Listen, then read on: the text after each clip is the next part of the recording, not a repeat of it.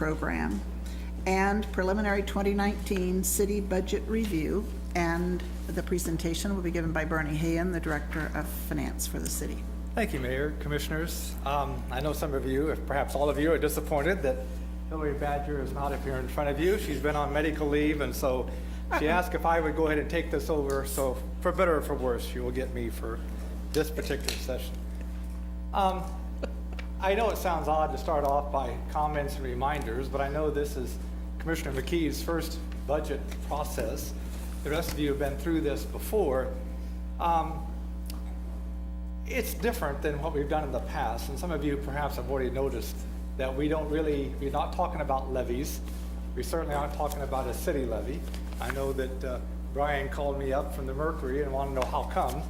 And there's probably several reasons, but one is I've always had a little bit of a concern this early in the season, the budgeting season, to be throwing things out there that give an indication of where we are. And perhaps some of you can recall, if you read the Mercury, I've been roasted a time or two for doing that, because the presumption is we come in high and then eventually we get down low to where the commission is comfortable, and we go from there. That's one reason. The other is, of course, the ongoing concerns we have with the tax lid.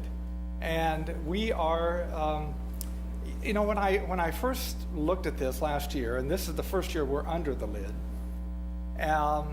my concern was, and I expressed this to management as well as my staff, that the out years, particularly in 2020, were going to become very difficult under this lid, because the first year, this year, wasn't very difficult because we had all these exemptions.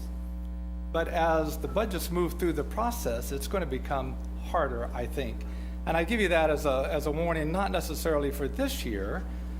We will comply, and we'll be in compliance. And the second work session, you'll not only get a budget book, but you'll get where we are on all of these issues. But it still really annoys me, because the state of Kansas obviously has been in fiscal disarray for over a decade. And the idea that they can just simply make it look better by passing down a tax lid that I think is going to become onerous for local governments to do what they need to do in order to provide the services that their constituencies need and demand, it's going to be tough. So I give you that as a little bit of a warning. In addition, we just had a recent bond issue. It was a fairly large one. This will be the only one we have for this year. We decided to do this in May, and we did make a change. We're doing these sales now the week before, which is good, because in the case of the marketplace, we're able to enter the market midstream instead of on a Monday in order to meet a commission meeting the following Tuesday. And we found that the rates and the number of prospective bond buyers were double, both temporary notes and the bonds that we've seen before. You may recall that when the city manager previewed this for you this last meeting. We also found that we were able to reduce our overall general bonds by $1 million because we got a premium on the sale, and it really does help long term. Nonetheless, we're not sure where that bond and interest levy is going to look like in 2019. I'm hopeful. Our debt is down a little bit. It's going to go back up a little bit after this issue, but I think things are going to get better. Well, with all these things said, what I want to do today is to really take you through what management has gone through in terms of the capital improvement program, as well as some preliminary budget data. And then you can anticipate getting a ream of data for this second work session that will really begin to put a picture on where we think we're going to go. I can tell you, commissioners, I think it's going to be a difficult budget year, not because of the tax lid necessarily, but because our revenues are so flat, and in some cases they're down. And expenses, as you know, in the general fund, which is the one we're really talking about tonight, about 70% of that fund are driven by personnel, all the staff that's here, plus about 380 others. And those costs seldom go down, and I think for those of you that have been on the commission for a while, and in fact, Commissioner McKee may recall that I've discussed this in the preliminary meetings when you came on board as commissioners, that personnel services is always a rising cost issue for most of us and for most cities. Well, with that said, this is what the tax base we think hopefully is going to look like. We won't know until the end of June or so, depending on when the county gets us the first data. But if it's gone up 3%, and we're hopeful it will, there are some indications that indicate that that may be a little bit of a push. I hope not. But if it does, 1 mil will equal about $577,000. And you might want to keep that number in mind, because as you do these things in your head, and perhaps some of you already done that as you looked at the data and my memoranda and some of the attachments, it's easy to make a calculation. There's other factors, of course, that do come into play, but we'll talk about those, especially at the second work session. The city manager always goes through, and I went ahead just so you get a feel for this, to get an idea of what we're looking at in terms of amounts that he has at this first cut done this. Now, please understand, Commissioners, the last slide you see, and you do have a copy of the PowerPoint in front of you, we'll be looking for your direction on what your sentiment is in terms of where you'd like to see this general fund mill levy go. Remember, right now it's at about 5.23 mils. That's this year's mill levy. I think it's going to go up. Now, I don't see how we can avoid that, but that's my feel right now. So, city manager has already made some cuts. You can see those, and then off to the right, that accompanying mill levy decrease as well. Every department has experienced some of that as the city manager has made some initial cuts. There were also some increases that he made, and we can talk about those, but I think most of that is in your capital improvement handout. In the case of municipal parking lots, which is kind of an odd one, but I think if I recall right, that was for security cameras that we really need at the parking garage downtown.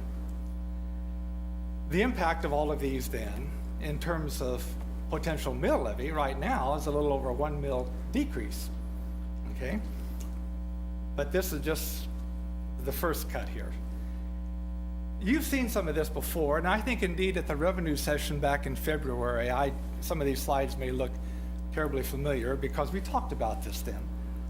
When you look at the city's financial structure and our ability to raise revenues, over 75%, over 3/4 come from these 5 areas: beginning cash balances, property taxes, franchise fees, sales taxes, and that includes a sales tax transfer in addition to the 1/2 of the 1 cent sales tax that goes to the general fund. It includes our share of Riley County taxes that don't go to the EcoDevo fund, and it includes compensating use.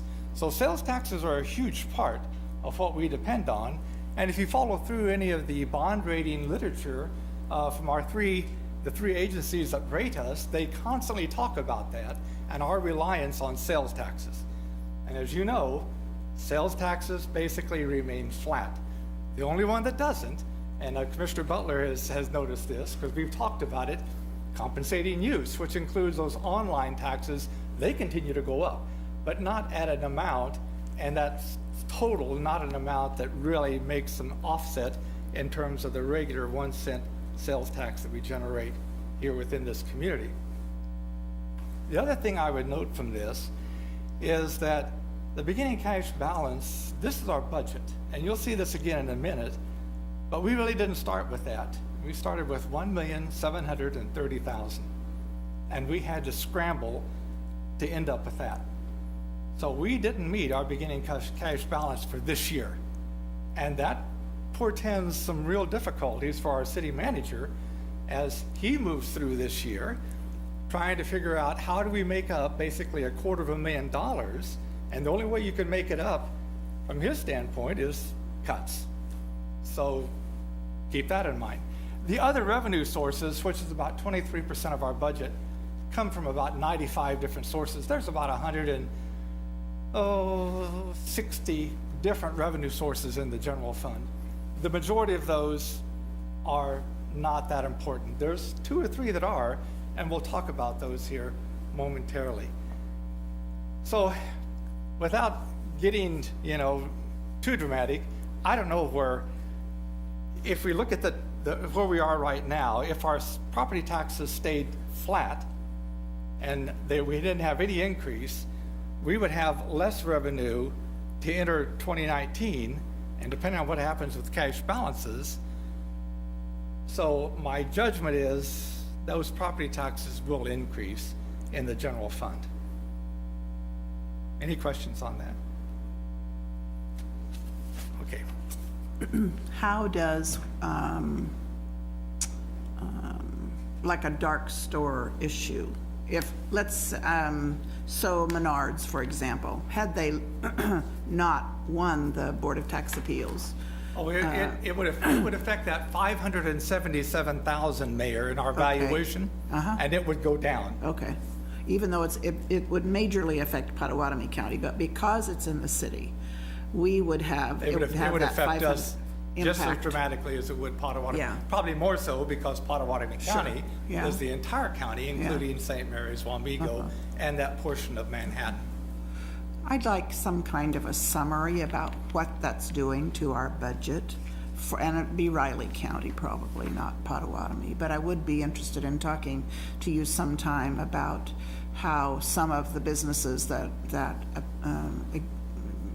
get exempted out of some of those property taxes, what kind of an impact that has on us. Well, they don't get exempted, Mayor. Well, they are. But there is, What's the I know right exactly word? what you're saying. There's another And, word that you can well, pick there's up. a disparity based on the share of county taxes that we get.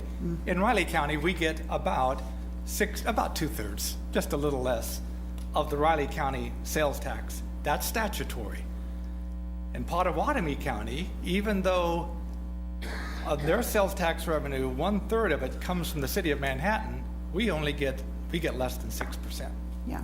And again, that's because of the statutory way this is set up. And Ron gets so tired of me, bringing these things to his attention all the time, and he says, I know it, but we have some great handouts that we can explain that. So happy to, Mayor, I would like. whenever it's convenient. I don't know if the rest of the commission, I'm not interested at the moment in naming businesses, but I want to understand, get my arms around that. Sure. Because Yusha and I have been working with the county, and we're eager to understand it and do something legislatively next year. Sure. Does this mean every single store? No.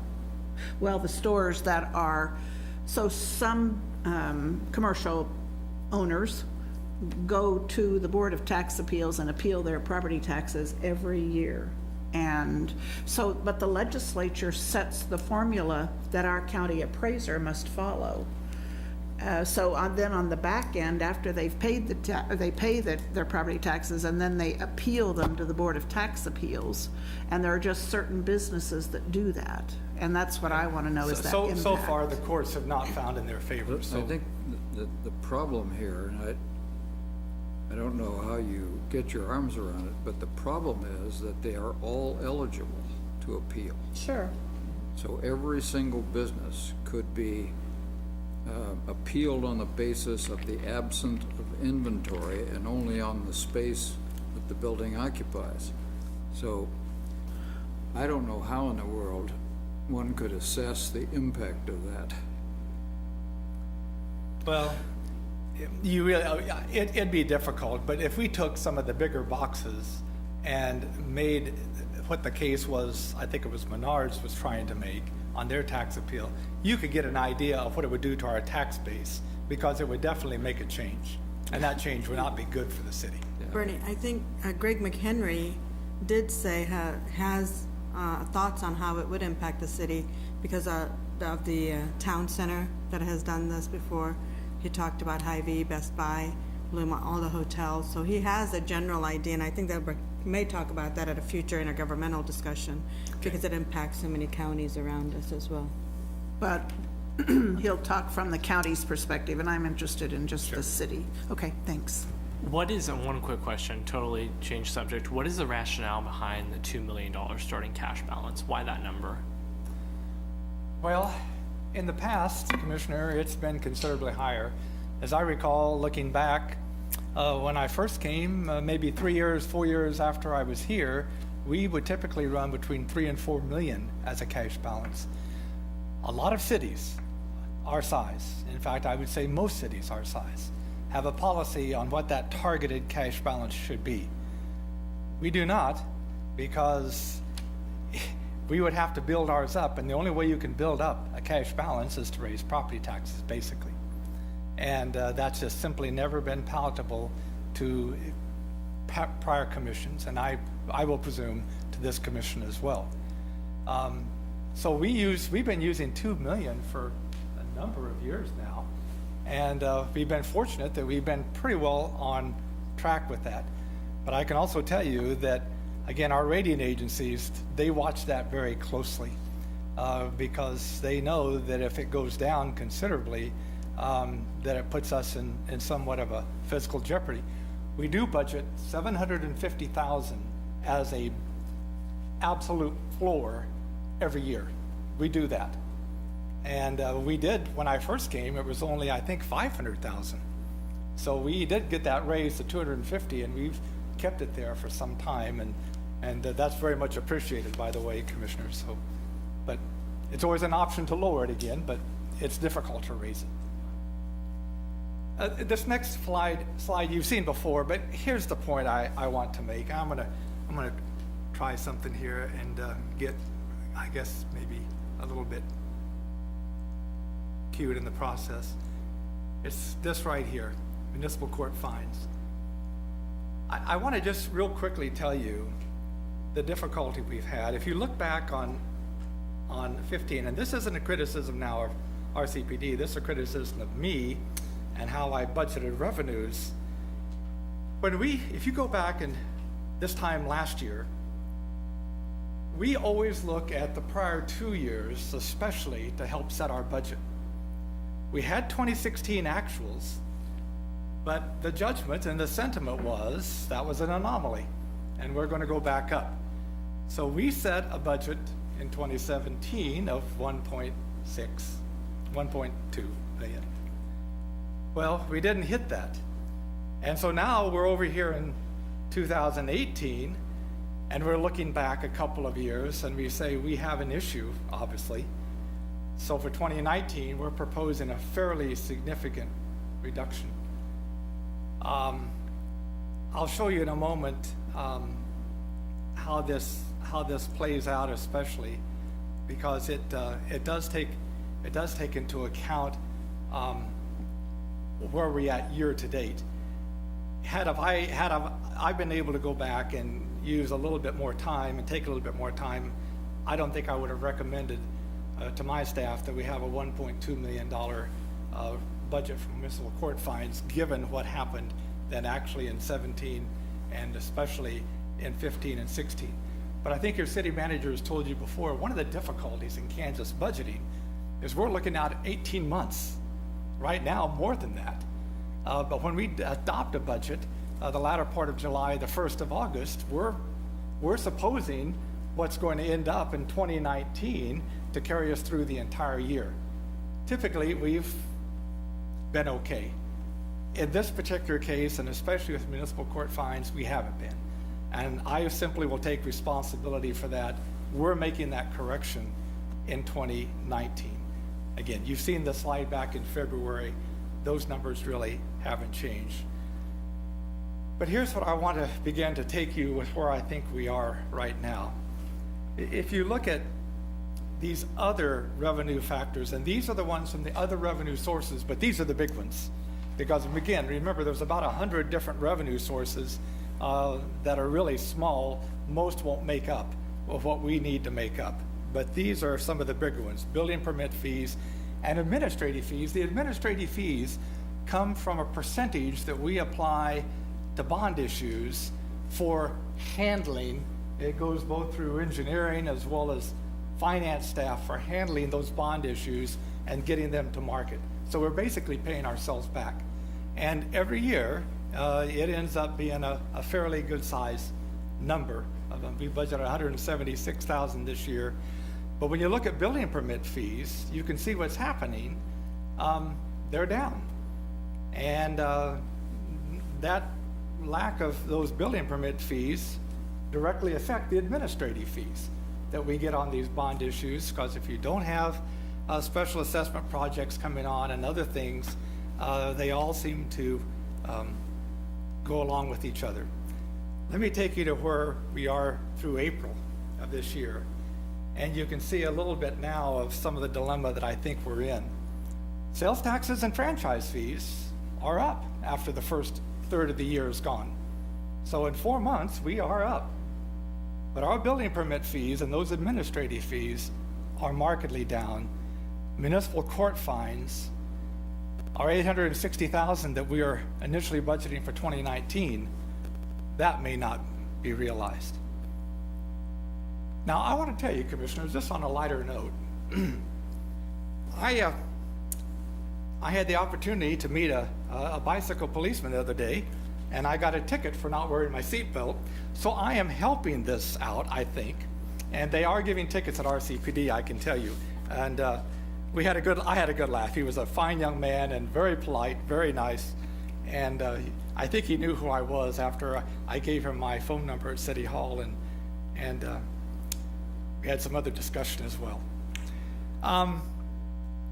I guess the long and short of this is, if you'll notice, we look like we're going to be about 600,000 shy right now if this year continues as it is. And of course, sales taxes and franchise fees, they're flat, and hopefully they won't go down. Now remember that 577,000, right there you have a mill. So notwithstanding what the city manager has already done, we're back to at least a flat mill levy right now, and potentially more than that. Quick question, and this is somewhat off topic, so we can discuss further later, but with the municipal court fines, obviously we had the conversation about enforcement with the director at RCPD, but do we play a role in that, in how many cases we dismiss? So not really. I mean, part of that depends on what the judge feels like the penalty is pertinent. Whether I think we are seeing more diversions of aspects versus just automatic guilty pleas and pay the ticket. So we see more court cases. So our load at the court is higher because more cases are being adjudicated. But that isn't necessarily meaning we're winning. So Okay, just curious. yep. Bernie? Yes. About the building permit fees, so, when K-State builds something, and since that's slowed down, when they build something, they also ask for building permits from us? No, they Or do they not. don't? Is it Do just they- on the city? K-State doesn't get building permits from They us. don't need No, property? No. So all of these permits you're talking about are city on, not Commercial, on K-State? residential, yes. Okay, not on the But not any university. of the exempt property in town. Of course, K-State being the Right. largest exempt property. That's what I was thinking. So I see kind of like a decline a little bit, not only in the 2018, we budgeted 500, of course, we were in the red. And then you were talking about in this slide, through April, you have building permits at 382, but only at 168,000 for 2018. So are we anticipating it to be a little less each year, or? Well, Commissioner, I don't know. My judgment is that developers and builders take out building permits early in the year for the upcoming season to build. This would tell me that perhaps we're going to see less building. Right. But again, I'd have to ask other professional staff here. They know far better than I whether that's true or not. But I see this as a little bit of a problematic number at this stage of the year. And that also tells us about the growth of Manhattan, It does. if it's, because I know when the building at K-State, construction at K-State, when they've started, they've completed their building structures, that impacts the city, because now all the construction is done, but there's no new buildings coming onto K-State, even though they don't need a building permit. But I wonder if that's impacting the city because of the permits going down and development going a little less, although they might be going in the surrounding area into Potawatomi County and Riley County maybe. So that's one where we really try to look at a multi-year trend line, because you have variations. The Lynx is a good example. Right. Of where you had 600 units in 1 year. Oh, yeah. That's pretty rare. So, you know, and I think a lot of that's in 17. So that's one where it's really difficult to compare year to year, not to necessarily use that as a guide for how you're gonna budget things. And so maybe you look back on a 5-year average type of thing, more so. Right. In building permits. But, you know, things have, Yeah. As we look at trends, that's Flattened a what I'm little bit, thinking. Are yeah. we, because I don't think K-State's going to build any new buildings anytime soon, but I think we are probably going to be still building houses. I don't know how the realty market is right now, or business market is right now. So I think that's something to keep an eye on even as we grow. It's not, I don't know about the municipal court fees, although they are going to be enforcing more, we also don't want to be so much so that we are trying to meet this budget line item. And again, I'll certainly this year take full responsibility for putting in what was clearly too much. And that's unfortunately going to work against us as this year unfolds and as we end up 2018. Obviously, I made a mistake, and no matter how often you look at this thing, I don't know how that number all of a sudden became the same and it's not correct. We have about 5.2 million in 2017, about 4.6 million in 2018, which is about the 600,000 difference that you see here. That difference is correct. Sorry about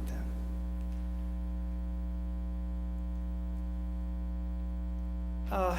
As we move through now, we can look at some of these budget increases that are taking place, and notwithstanding the sharp eye that Ron gives to all of this, a lot of this will speak to some of the difficulty of dealing with personnel issues. It's clearly the largest increase that you see here as we move into 2019 expenditures.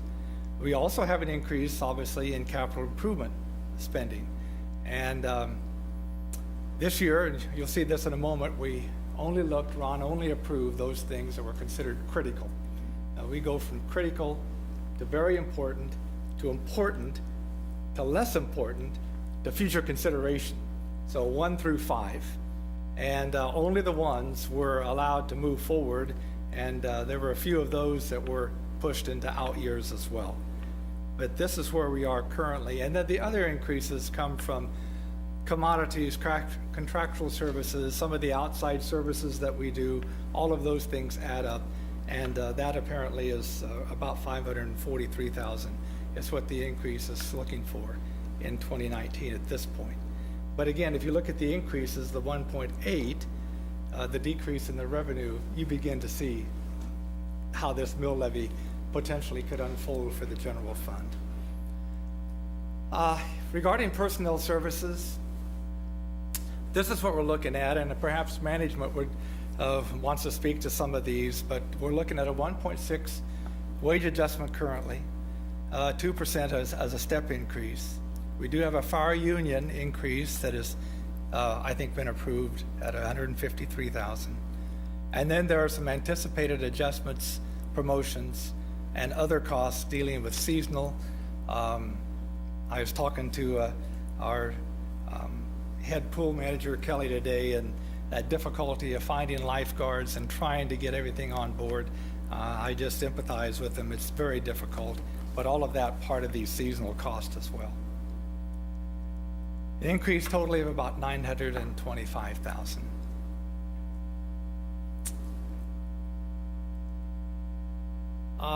We do have some new positions. They're both really revenue neutral. Well, the custodian at the Douglas Center really isn't. That's the new Southeast Neighborhood Recreation Center that we anticipate hopefully will open its doors sometime next year. We'll need a part-time custodian, eventually a full-time custodian there at the Douglas Center. And then we're looking at a part-time parking control officer, which is revenue neutral because it would be offset by an increase in parking fees. And that would be coming back to the commission later this year. We have one other new position, and that's a traffic supervisor, but I think it's going to be paid out of special street and highway. So it doesn't have a property tax increase, and I think that amount, I think Brian is anticipating hiring that position mid-year, and I think we're looking at around 27,000 plus. Correct, yes. Okay, for that position. But again, no property tax impact in that special street and highway. And those are the only three positions, I believe, that we're looking at for this year.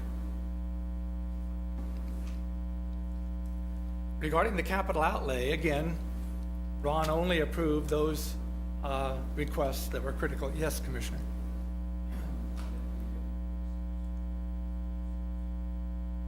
Oh, I'm sorry, back to this capital outlay. This one?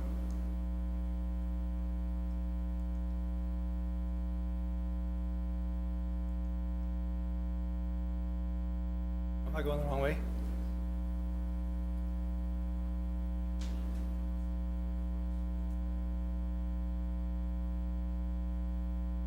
Yeah. Oh, I see.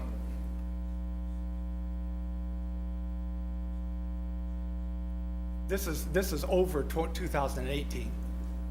The 691 is right here for, proposed for 19.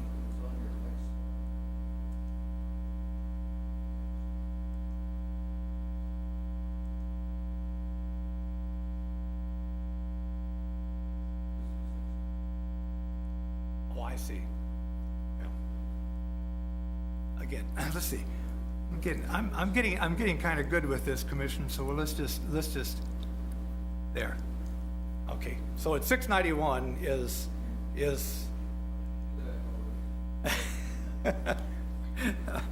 sorry.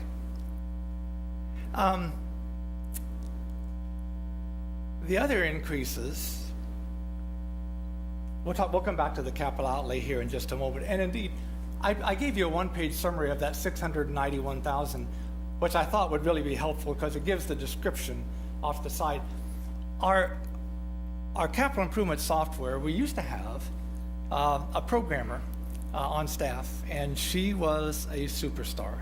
And we she built off a SQL Server capital improvement program. When she left, we didn't have anybody to maintain it, so we went out and bought a program, and it's good, and it allows for the departments to interface with each other and with us and with management. But it has some limitations on the printouts, so I apologize for what is an awkward printing process on that particular software. The other increases then, these include a number of different things, a lot of smaller stuff, but two big ones were software maintenance agreements, and this is Microsoft that we do periodically about every 3 years. And we use the Microsoft Office products, including Outlook for our email, and then natural gas and electricity increases of about 124,000. So that's the increase on the other items within the general fund. On the CIP, we started off, if you'll notice, at about 5.2, 5.3 million. Ron went through his own particular cuts and then talked with departments, and we cut it even further. He cut it even further. And so currently, this is where we are across all of our funds, and you can see the difference where we are from where we started to where we are today, a decrease of about $750,000, about 750,000. Our history, graphically, has been up and down, and a lot of that depending on available monies and the impact of the capital improvement program in terms of the property tax levy. For 2019, it has taken a jump over this year, as we just talked about. And now we're into the aspect of the CIP itself. And I'm going to move rather quickly through this. You've got, again, the summary sheet. Your packet, that there's two sets of numbers. If I'd refer you to the second set on the CIP where it goes by department. It's easier to find if you need more information, but hopefully that sheet I handed out prior to the meeting will do the job as well. But you get an idea that not Compared to this year, there are those divisions that are getting impacts. The information technology, that 3667, that's actually that 110. We always go for those kind of licenses that are huge, 110,000. We'll go a third wastewater, a third water, and a third general fund. So that 36,667 is the 1/3 of that cost that you just saw on the Microsoft Assurance licenses.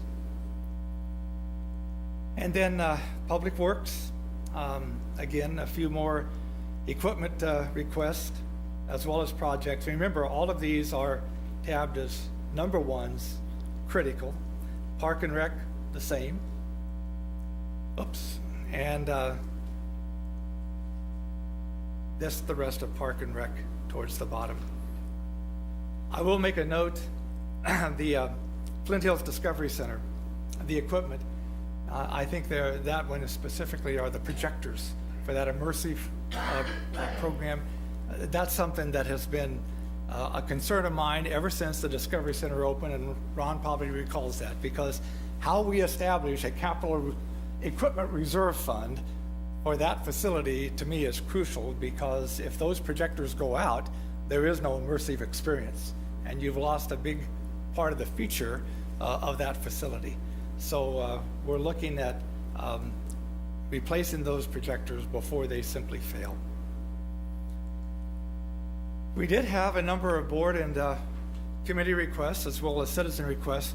Most of these are already in the CIP, and in fact, I don't think we have anyone here from the public, even though they were invited.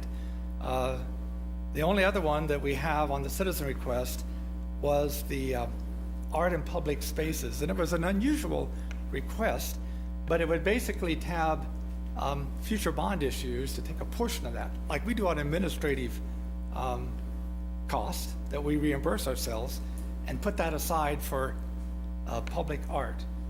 Kind of an unusual request, but it would require a policy change if that were to move forward and would be adopted. And Commissioners, that concludes my comments. As always, happy to answer any questions, but really looking a little bit, not only on the CIP, but obviously just on the general fund totally, what your sense is, what you feel about the mill levy increase needed to support the general fund, both personnel, capital improvements, as well as those other expenses. As we get further along in this process, the slide that's proposed general fund increases, the line item that's other budgetary increases, commodity, contractual services. I was having a conversation with Ron about this earlier. Are we going to get a little bit more insight into that? Because that's a pretty big increase, over $500,000 in contractual services. So Commissioner, you will, the second budget work session, you'll get the entire budget.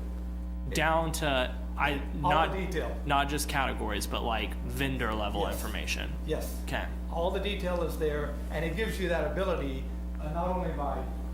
Not vendor. No, not by vendor, I'm sorry. So it's gonna, how much more detailed is it than the budget book that's It looks just online? like the budget book that you currently See, I have. want something more detailed than that. I still don't think it's broke down enough. I can send you examples, but there is, let me give you an example. I just today, we were working with a city that was paying $150,000 for $150,000 a year for their emergency management services. We offered them the exact same product for $70,000 a year, and we asked them, why do you pay $150,000 a year? And they said, well, we've just always paid that much. And so what concerns me is because a lot of those contracts don't come to the city commission, and we have no insight on that, do we have similar situations on that? And it's a very well, not everything comes on the consent agenda. There's RFP thresholds and there's city manager thresholds of approval, which are needed, but retrospectively having a little bit more insight on, we purchase this software for this much annually, I think is very important for the commission to know, especially if it's an annual cost and annual service. Boy, I tell you, Commissioner, again, seeing most of this come across my office, not by my desk, I'm not sure that we have those issues. I'll be quite honest. I understand what you're saying. You might not, and that's fine, but there's still a level, there's still a level of transparency that's owed to the commission as well as the public. Sure. And other cities are doing this, and we should easily, we can do this as And I know well. exactly what you're talking about because we have Tyler, we have Socrata, we have OpenGov, and I can tell you that the appetite to put those on in terms of budgeting for that, given all the things we're talking about right now in terms of difficulties, it might pale. In addition, we have another issue, and that is we're running green screens in City Hall. And now my staff, I think they love the green screens. I don't know. I think they do.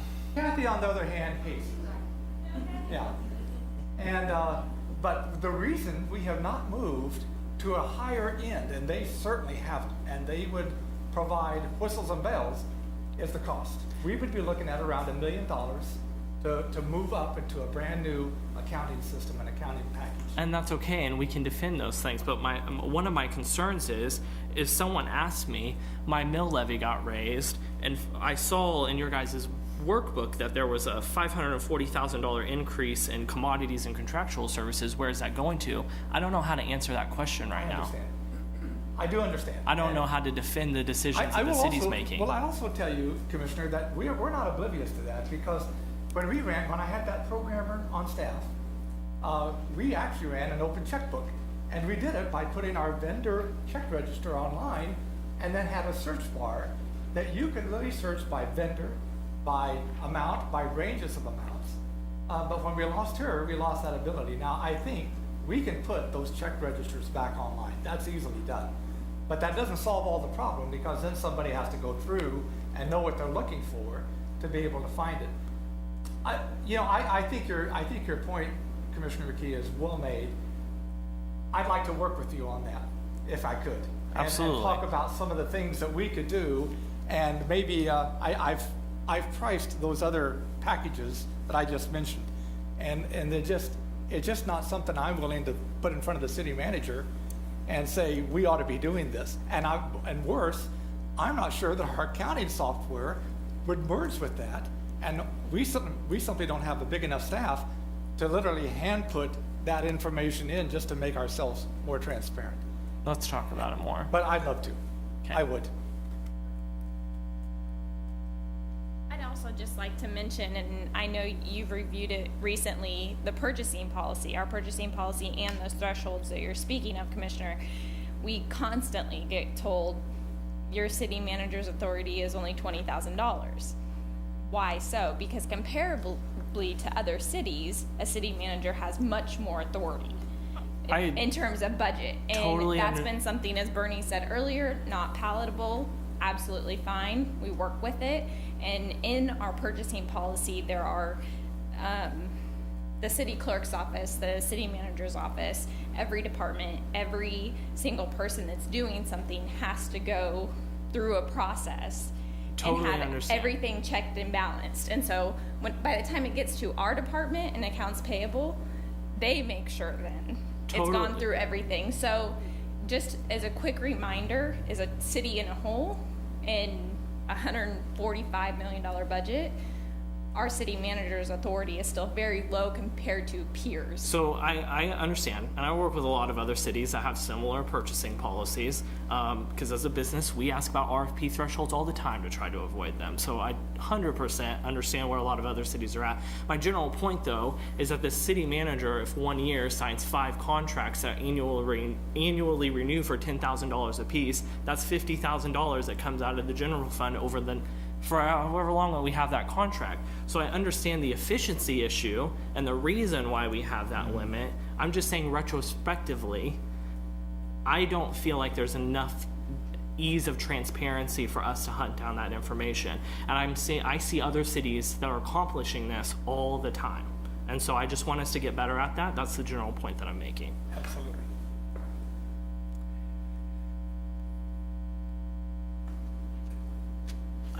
Before you ask, And I will not, I'm sorry, Ron. before you ask more questions, Yes. but I would just like to have a little bit of discussion on some of our revenue shortfalls. Go back to that 1.18 million slide where have a possible shortfall.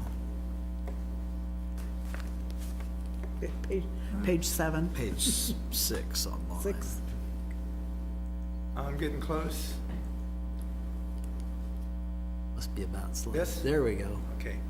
No, Or- that's or not, this one that's here. not it. Is that it right here, Ron? Next one. Yeah. There we go.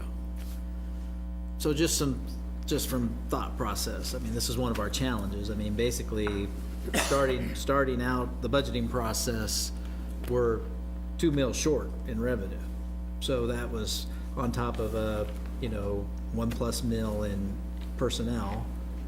You can see, what our challenges are. So, I certainly believe that we're gonna have to make cuts and have target budgeting for the rest of this year to help accommodate that shortfall, which will potentially affect some of our cash carryover for next year, and then also need to know whether we need to go deeper than that, and I think our CIP list is too high.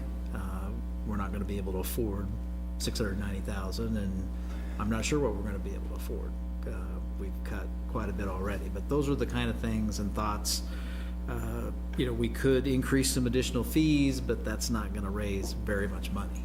But I'm just saying, those are some things, if you want us to do Parks and Rec fees for 2019, we talked about doing some of that anyway, but we're not gonna make up $1 million in doing that. So, but here and there, we would be able to make up some of those fees.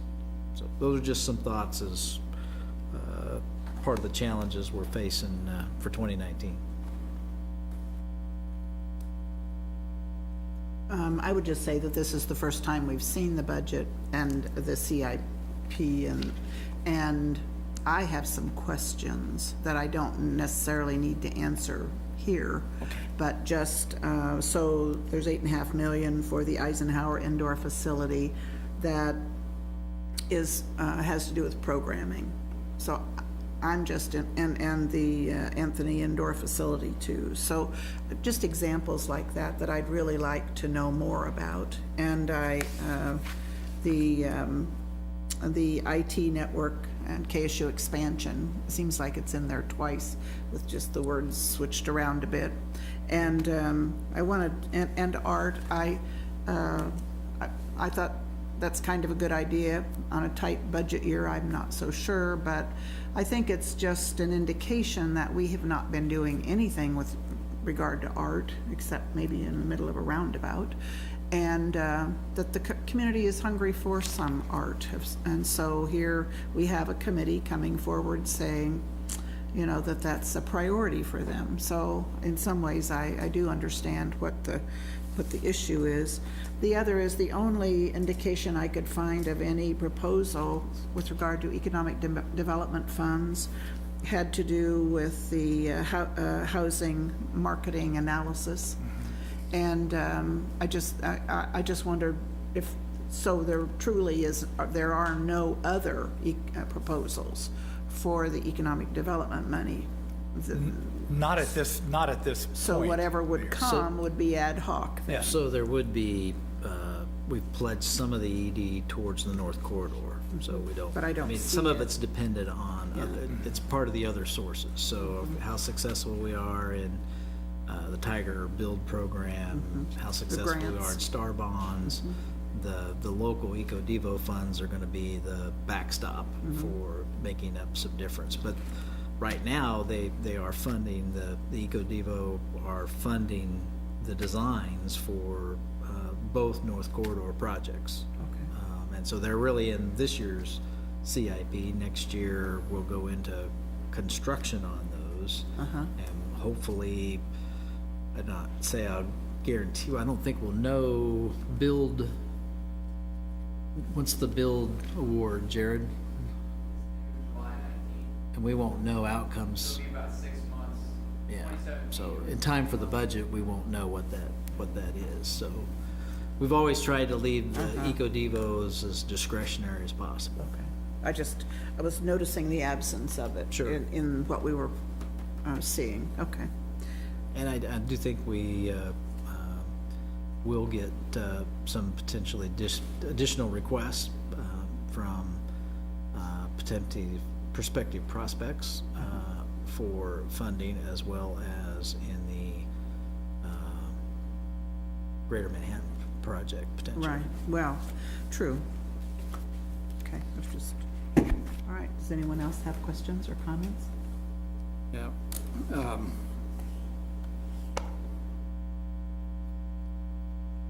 I'm a bit uncomfortable with this approach. I liked last year's approach. I don't think our skin is so thin that we can't expose kind of what the impact is at the beginning. This does not put me in the position to start out with a thought about where we are overall and then work down as we go through it. This is where we were 2 years ago when we look at a piece and build it up. When we get to the end, it's very difficult. So I don't like it. Commissioner,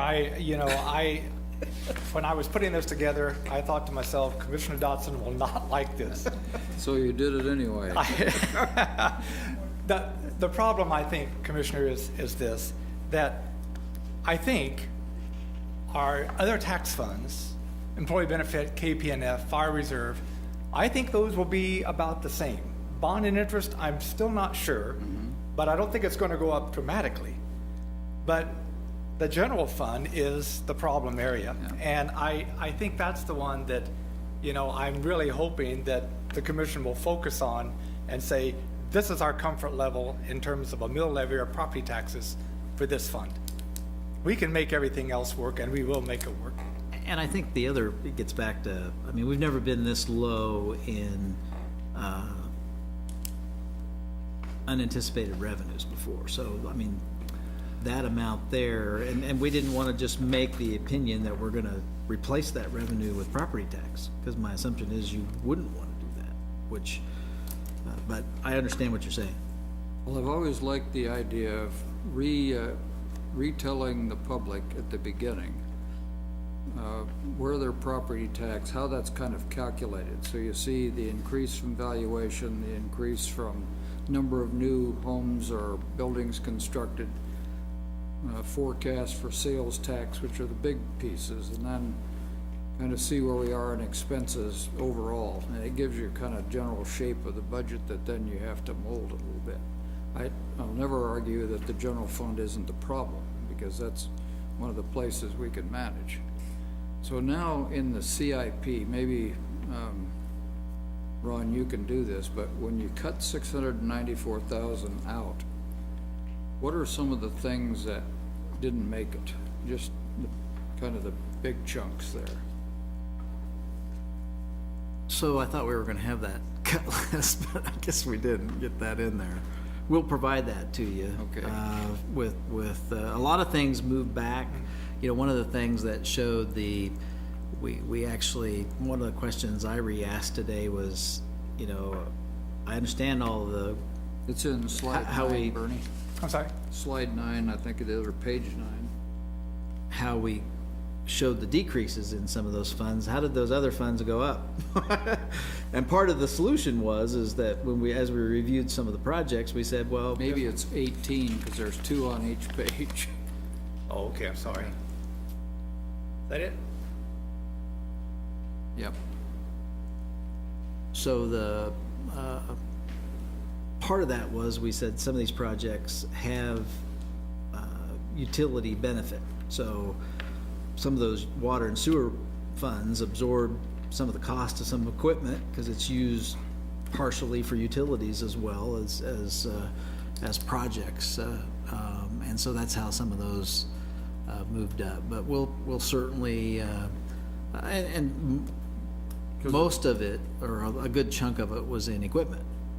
And just, you're gonna have to get Because more out of there's no CIP for the park, so I didn't know quite what that might impact. And So the then- park development, I don't know if you remember, Eddie, I think you switched a little bit of stuff over to special park and rec, because that went up a little bit. I guess it didn't, well, maybe it did a We little. did. We matched it most people last year, but that's where all those projects are at. What we cut out of the general fund was equipment. Right, and I think the park development maybe delayed some of the park work. Yes. Okay, and then on the revenue side, just a couple of questions. We may have talked about this a little last year, but in the modeling that we do, you know, if you look back, let's say from maybe 2012 back about 10 years, and get some sense of the impact of Fort Riley or KSU, and then look at maybe the last 3 years where we've had multiple deployments and we've had a decrease in enrollment, and then maybe modified by the prediction and the number of deployments at Fort Riley, or maybe different scenarios for KSU strength.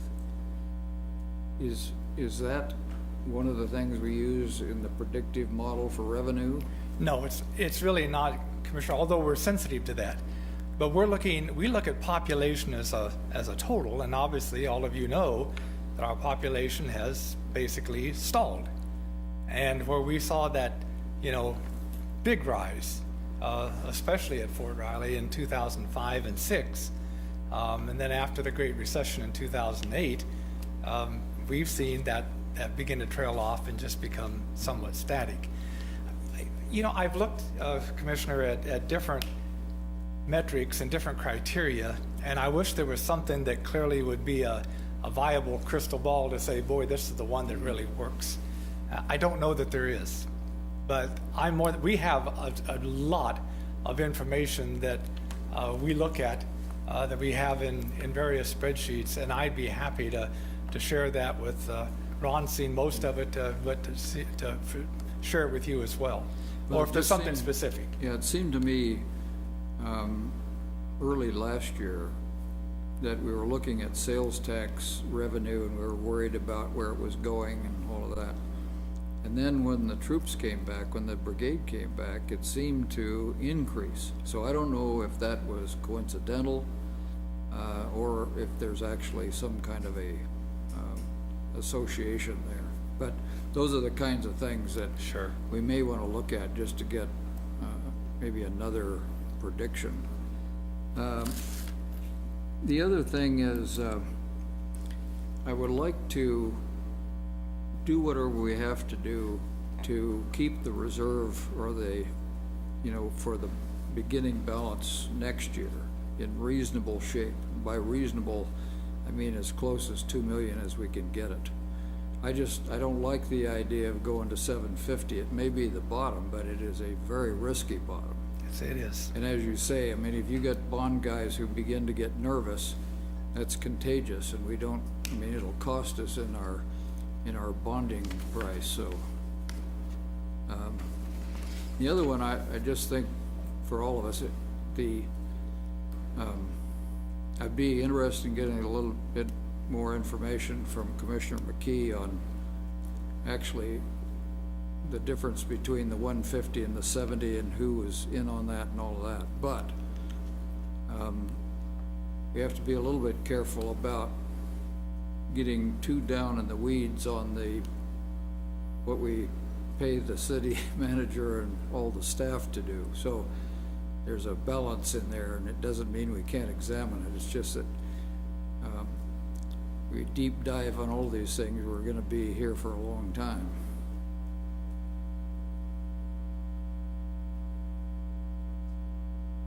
That's it for me. Okay, so I have questions. I think the decrease in population impacted the special liquor tax and some of our sales tax as well. I think the events haven't changed really that much. I don't see a forecast for the transient guest tax yet, so that'll be in there somewhere, I'm thinking. And do you remember what the property value, the mill levy was last year for 1 mill? What it was, this year it's About 560. 560, and this is a 577 this year. So oftentimes we also look at the property valuations, the way they came in, and sometimes that might compensate for some of our gaps. Hopefully, because the property valuations are so much higher, at least for the mill, 577, maybe there was enough building going on that our valuations come up a little bit higher as far as revenue from property valuations. So I'd like to see what that looks like, but looking at what we have in front of us, we just, Law Board is getting their budget published, and we can go down, we can't go up from what it is, but some of the items that were in the budget was their COLA was at 1.7% at $204,000. Ours is 1.6% at $214,000. Now, I'm thinking we have more employees. It can't just be because of that slight percent from 6 to 7, but it's just $10,000 off. So what creates that? We have more employees. I think at the end of the Ours day, is only 10,000. I would think it would be double. well, I think it speaks to just, I mean, that's directly correlated to how much people are paid.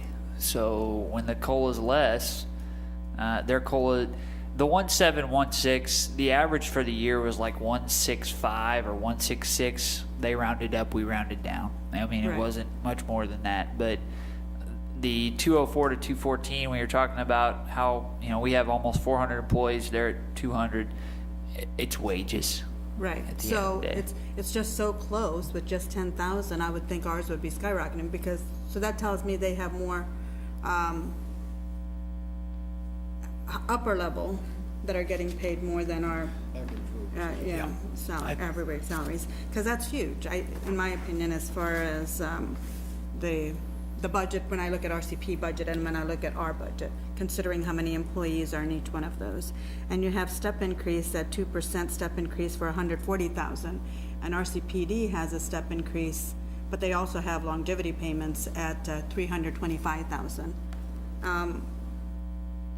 Is that about right? Are we including longevity? We have longevity also, I would think. So we don't, our pay systems are different. Okay. And they have a much They're probably include their overtime larger and step everything. component within their block structures. Right. So, you know, their 2% is probably closer, our 2% is closer to 4% in wages. I don't know what their longevity is. We don't have longevity built in. We have a program that gives a bonus, one-time bonus every 5 years. Okay. For 5. So the longevity plans look different then? They are very different. Theirs is annually, whereas ours is every 5 years, and it's a fraction of of the years you've put in. So they're different systems, different pay systems, and that's going to be what that's about. You kind of have to include some of our promotional. I mean, we have, for example, employees that are plant operators are a good example. I mean, if you have a young employee that's a plant operator 1, we're pushing them to get their licenses, so you can get up to a plant operator 4. So if they accomplish that and get their plant operator 2, they're going to get a promotion.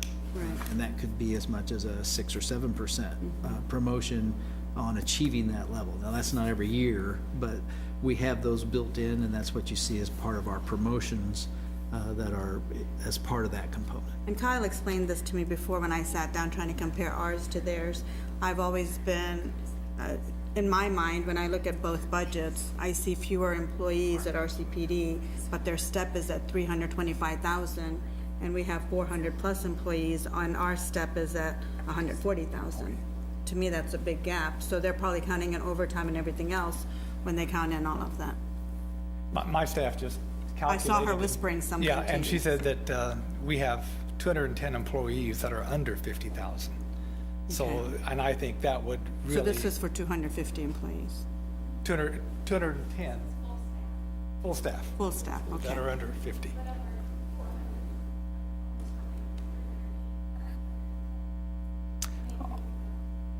Over half of our employees make under $50,000. Is that what you're Right. saying, Hillary? Yeah, so what I was trying to mention to Bernie is that I don't know there, I'm guessing that their bottom tier is a right out of the academy police Right. officer. Whereas we have several levels of different job categories, so we have a much wider range of trades and jobs that are available. So our number that sits in a tier that they probably don't have a wide range in the same Right. tier as we do. And I'm not counting the seasonal that you have down here for some of the others either. We're No, just talking seasonals full-time don't- employees. Seasonals don't get a COLA because of the time of year, depending on when they are. Regular part-timers do, but not seasonal or temporary employees. I just wanted to get a clear picture of it, because when we're discussing their budget, it looks massive. When I look at R, especially with the personnel, because that is the large chunk in both units. So I think, I mean, that's something to, I need to figure that out a little bit more clearly. We're also waiting for other agencies from the library and social work, social services and everything else to come in. So I need to, before I give any kind of direction where I want to see this as a mill levy, I can't go in that direction just yet. I think because when I think about this budget, the other agencies do play a critical role in my thought process. If I look at school board and if they're thinking about a bond initiative for $100 million or $130 million, that has a role in how I make my decision making. I don't know, I think Ben Wilson said Riley County is looking at a 6% increase in their budget, so I'm considering that. When K-State is looking at $15 million cut in their budget. So I want to weigh all of those as we look at this. I don't want us to, I want us to be cautious as we look at especially the possible shortfalls that are all in the red, and how we move forward on this. If we don't need some of those capital improvements, I do appreciate Ron already cutting some of that, because he knows that's probably the direction we're going to go. So when I see pool painting for City Pool, and there's 2 of them, I just want to know, is that for all pools, or is that just for one pool? The painting of the pools in the CIP is just for a portion of the pools. And the following year is the remaining pools. Okay, so it's about 110,000 then, Total for all. for all? For all pools. For I all. believe it's, and I'm not looking at the detail, but I believe there's 50,000 in there for painting of the leisure pool and some of the other pools at City Park, and then the following year will be the other pools. And the intent is to stagger those so that we don't have that large expenditure and large project that we would have to do, you know, in another 4 or 5 years. So we want to stagger those if at all possible. And I can't say anything about your vehicles that you need, because I have to assume, I mean, those are very expensive items, and they're spread over 5 or 6 years, so I can't say no to those. Right now, all I can see is looking at what the transient guest tax and property valuations come in as we look at this as a big picture, because that's how we normally start it off, and maybe that's because being a creature of habit, I'm just used to looking at all of those numbers first as we get in. So I don't know if I've helped you any, but that's just the way I'm thinking. I'm not too concerned about the 2 part-time positions right now.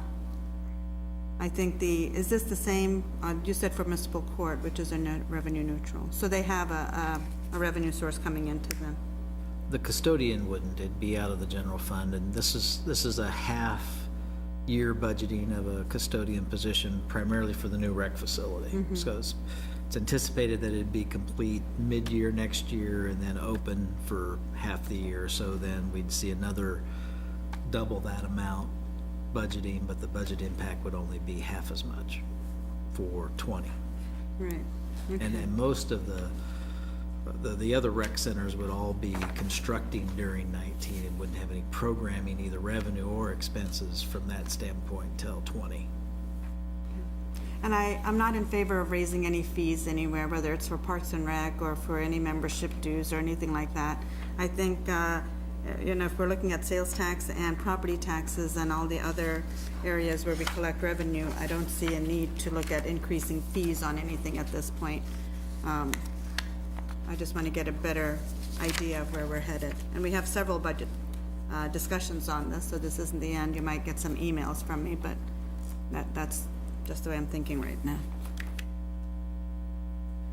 Real quick, just to make sure that I'm understanding right, So if we wanted to start completely even in 2019, and then also if we didn't change anything about the proposed increases, it would be about a 5 mil increase that we're looking at, right? Because with the shortfall being at 1.18, and then the proposed increase being 1.8 million, that's about a 5 mil increase, correct?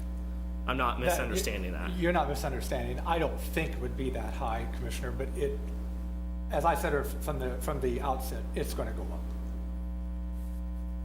I mean, my general feedback is, I mean, my goal and what I wanted to happen, to kind of echo Commissioner Reddy's comments, was I think the school bond issue is incredibly important.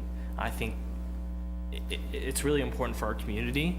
I think it's one of the biggest priorities that we have right now, and I wanted to see the mill stay as flat as possible, because we saw needed increases on the state level. We just saw an increase with the law board. County level, we're likely to see an increase. And then city level, now we're also looking at an increase, and then we're going to go and ask the public for another increase to build a new school. And I really just wanted to do our best to keep it as flat as possible, to offer some cover on that. So, I mean, that's part of the reason why I'm somewhat harping on these contractual commitments. I mean, the other reason I'm harping on it is because just for longevity reasons and sake, it drives competition, and we should be showing those things readily anyway. But yeah, some of these I would want a little bit more detail on, especially about on the CIP general fund request, just because the pool painting, I was assuming at first it was only for the city pool because it says pool painting, and so I guess I was just assuming the big park pool. And if that's not what it is, having more detail built out of just understanding that a little bit better. Same with like city hall carpet replacement. Is that for all of city hall? Because I'm looking out right here and it's not too bad, you know? But is there an area of city hall that I don't know about that's atrocious? So just having a little bit more detail around some of these requests I think would help a bit. One of them that I saw, what is the community survey? It's a smaller one, but I was just curious what that was for. So we did that in 2015 and 2017, and we're trying to do it every 2 years. It's a partnership. We work with K-State on a survey we sent out to 2,500 residents, I believe, that ask questions about all the services we provide, like level of satisfaction questions. And we try to also do questions that tie into current issues at the time. So we asked about street maintenance back in 2015 before we asked the question on that. We asked, in the 2017 one, we asked about Parks and Rec, quality of life stuff. I believe we asked about some Aggieville questions. So basically it's trying to take a pulse of the community and then try to use that throughout the year with our departments. And we're trying to create some history. 2015 was that first year, so now we're trying to target every 2 years. And who do we work with on that? K-State. So we essentially hired them to do it? Or what's Partial. What's that so $6,000 fee? ETC does this for most communities, and they charge about $30,000 to $40,000. So our office, CMO, Jared Washington and myself, work with Josie Schaefer with K-State MPA program. We spend about $7,000-8,000 because we didn't have the funds back in 2015, but we knew we wanted to start doing this as a best practice. So really, the partnership has just saved us a lot of money. Yeah, okay. No, that makes sense. And then last one, the ITS KSU network expansion. What is that? So this is our traffic system. So we have an opportunity to work with K-State because they have their own fiber system in certain parts of the campus and the community. And so instead of us contracting with AT&T or somebody else that has buried fiber and renting fiber, we issued K-State a franchise agreement to put fiber on right away, and they allow us to connect into their fiber at no actual maintenance cost, just the cost of the construction to hook into it and then hook our traffic cameras into it. So this is some of the corridor work, Kimball and Denison, and some of the Denison corridor where we have some new signalization and trying to synchronize some of those traffic signals.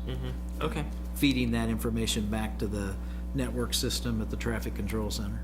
Okay. Okay, well, then my general feedback is just more detail all around. And obviously, in a perfect world, I think every commission would want to keep the mill levy flat or lower it.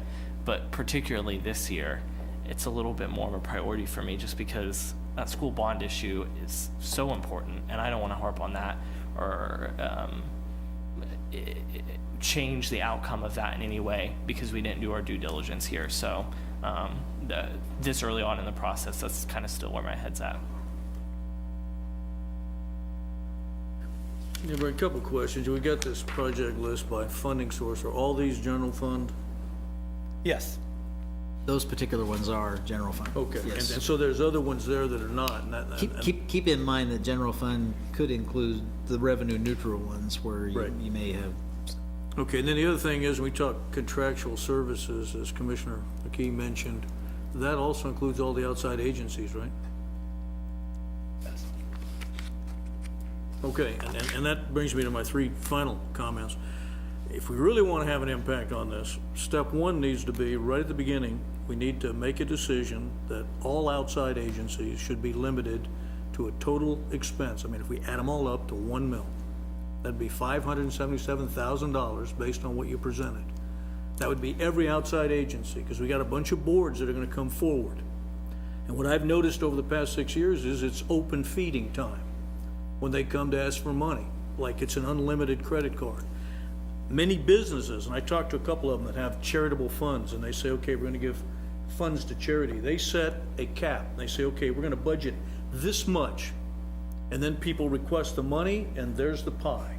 And when the pie's gone, the pie is gone. And I'm a firm believer we need to do that here, right at the beginning of the budget session, and say, outside agencies, we're gonna devote $1 million to it only. And I think that's a solid way to go. The second thing is, you know, we're gonna be talking about the conference center again and that bond and interest fund. And I think that's $500,000, another big chunk. And I think that should not come out of the general fund, that we've got other sources that can fund that. And that's what we need to do, is look at those other sources. And then as part of this outside agencies thing, when I say general fund, that doesn't mean outside agencies can't be funded by, you know, other sources. And we've done that in the past. But we've got to limit that property tax impact. And I think those two things, the conference center and that outside agencies, that's $1 million right there. That's a good half of your shortfall, or at least 30% of it. And so we got to stay focused there, and then do the best we can to do, as I've said for years, is the lean management concept. Is you just tweak everything you can. You take a few dollars here, you know, a few dollars there, and it'll eventually add up on some of the other things. And I think the staff generally does a pretty good job of that. That's why I'm not that concerned about looking at every little contract all the way down. My experience over the past 6 years is the staff tends to look at that and eliminate as much waste as they possibly can. And I don't see a whole lot of waste in what we generally do, except for maybe travel, and I'd lay that on the commission. I think we spend too much money on travel.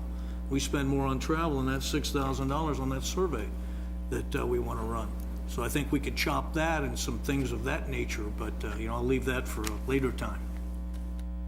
Just add on to that discussion a little bit.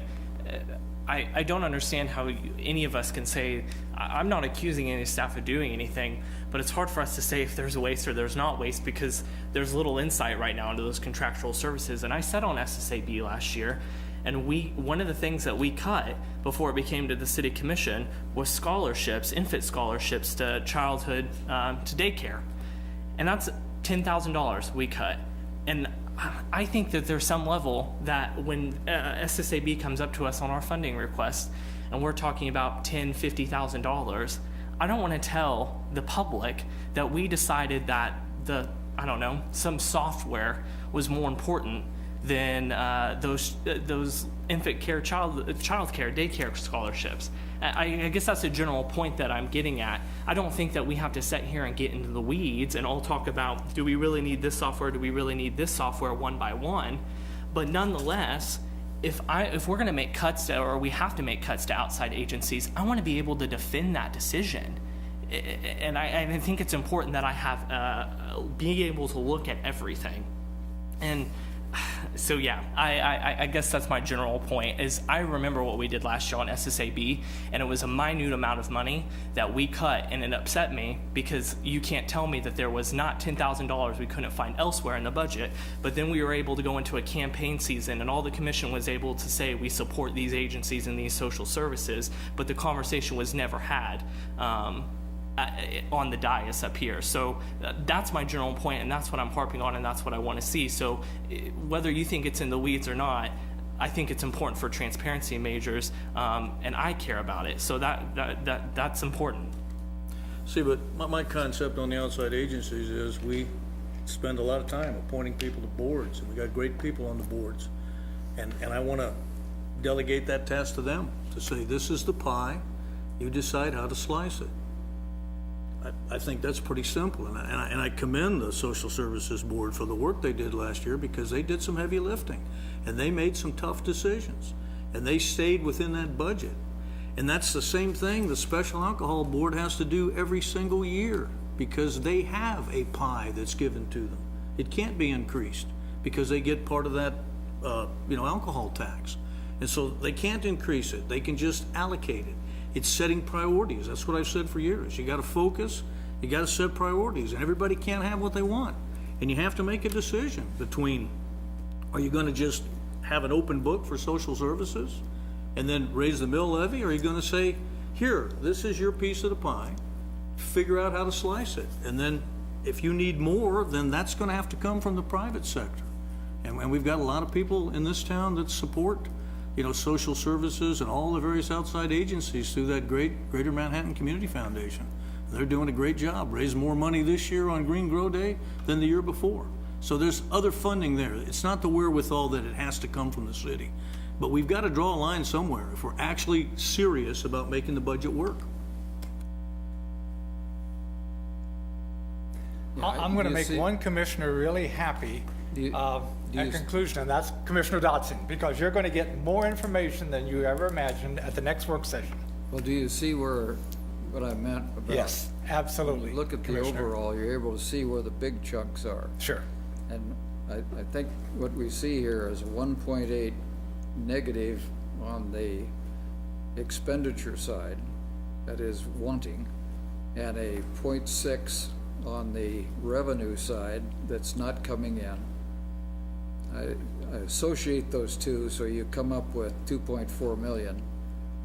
And in mill terms, that's about 4.1. The RCPD is 0.38. So now we're at 4.5 mils. So the discussion that Commissioner Butler was having is then, okay, well, where do I go to find these offsetting big chunks, and how do we do that? So it's the big movements that, I've always known that if you want to find enough money to cover yourself, you have to go where the big chunks are. You can't find $1 million in a $100,000 budget. So, and I've got, Commissioner Butler and I have talked about this idea of a fixed amount for SSAs before. And just for context, when we did this last year, we were about 1 mil. And the history had been about 1 mil, with one exception, and that was the year before last, when we had, I think, 200,000 extra in there. And what that means is that because the valuation is based kind of on what's happening in the community, that is of a mill value, and whatever market growth there is, then if the city is relatively healthy with growth, there's more money. Went from 560 to 577. So there's 17,000 more this year than we anticipate before. If it goes down, it goes down. So it's, having been in business, you kind of forecast where you're going to be, and then you forecast the amount of your charitable contributions based upon a percentage generally. And then you might allocate those to your various divisions. So It doesn't mean that you haven't considered that in light of other things. This is the government after all. But it does give a gauge to allow those to grow and shrink with the health of the city as a percentage of the budget. So, look forward to seeing some of these next big chunks, and, because I mean, that's where the money's gonna be. And Yeah, just in general terms, want to remind the commission that our funding of social services in the city are not charitable contributions, but rather us as a government entity doing our job and helping to protect low-income individuals in our community so that they can also help grow our economy. So I dislike and hate to hear us calling those charitable contributions, because I think it's part of our job as a government entity to make sure that we're helping to make sure that all the bases of our citizenry is growing. So just general. So, Bernie, I have a couple of questions for you, and it might not be possible, but I thought I'd ask anyway, and probably for Eddie as well. When we look at the transient guest tax, do you think items such as the zoo walk-in cooler or the stone repair at Zoo Pavilion or the pool painting or the immersion experience theater projector or the turf aerator could fall into those? Because those are mostly attracting visitors and tourists. There would be people in the community using them, but it's also something that's for tourism and convention center where they promote Manhattan. Is it possible that we can use those funds for such things as this? Is it worth looking into? It's really a policy decision. I mean, you've got a resolution that governs the use of the transient guest tax funds, and it's a fairly broad policy, but you are supposed to make that tourism connection, and so I think you'd have a hard time, even though the zoo is a tourism facility, you know, some of the maintenance items for it, you know, so if it was something that was going to boost tourism at the zoo, would be more favorable than something that's a maintenance item of the city. So the one that might fall in there would be you could probably argue that the projectors at the Discovery Center are key to having that immersive experience. You know, whether we haven't done much of that from the use of the transient guest tax, but as we look to that forecast and where that revenue's going and all the other demands for it, that certainly is up to the commission as to whether they want to go there with that. And the reason I say that is because a lot of it's falling on the people that actually live in Manhattan. Even though the visitors are visiting and doing all of the stuff and they're leaving, and this becomes over, you know, a period of years, certainly some things need upkeep and maintenance. But in my opinion, it's all the same pot of money. It's taxpayer money. And they're in their silos and they're designated for certain things. But I think once in a while when we're looking at revenue shortfalls, and yet we have all of these expenditures coming our way, I don't want to keep putting that burden on the people that are constantly paying over and over and over again. So I'm just trying to figure out other creative ways we can use it. I know there are people that feel this is theirs or this is their pot of money or whatever it is, but it's all for the good of Manhattan. So I just want us to look at other ways that we can possibly put into using that. The budget in Parks and Rec is huge. This may, you know, this won't have that much of a dramatic impact as far as, I don't think even in transient guest tax, if the money is about 1.2 or 1.3 million dollars. I don't know. But I know I'll probably have some feedback on that from public. As far as the SSAB, sometimes when the city puts out those funds, it's for a grant match. And one of the things that's happening in our rural communities is they're shutting down. Their grocery stores, hospitals, police departments, all kinds of things are shutting down. So that's creating an influx of other citizens coming into Manhattan, which is putting more of a heavy burden on our social service agencies. And as that population grows, we can allot a certain amount. I'm not closed to the idea of putting a 1 mil there, but I think I want us to be careful, because when you're getting a lot of impact from the state and federal level, and then you're having all of these smaller communities having to shift into a bigger community, where we have to provide something there for them. Otherwise, we're gonna pay for them one way or the other. Either in our jail systems, either, whether it's in our emergency rooms, either way, we're gonna pick up the burden one way or the other. So we have to figure out how to do that. I'm sure when they present, they will see an increase in their needs. As much as they go after grants, every single agency right now, I think the emergency shelter has been shut down for a few weeks because of a water leak, and they've had to house their clients in hotels because it's shut down. And they're providing food and doing whatever they can using their emergency plan. And these are people that need a place to be. So I just want us to have a conversation about it. It's not just about the money. That is a big component of it because we're city commissioners, but when you go out in the community, we're paying a bigger price other than just the money component of it, so. The other comment, we talked the guest tax, understand when I say we should limit 1 mil, and I'm saying outside agencies, not Social Service Advisory Board, that's a little bit of a bigger umbrella. We've always had these discussions every year on, what are you gonna do with Eco-Devo money? What are you gonna do with transient guest tax? And essentially, it's wide open. We can do whatever the heck we want with it, basically, by law. But, we've had these arguments about, some of these outside agencies, DMI, Aggieville Business District, ATA, all of those. You can take some of those funds and use it, and we have.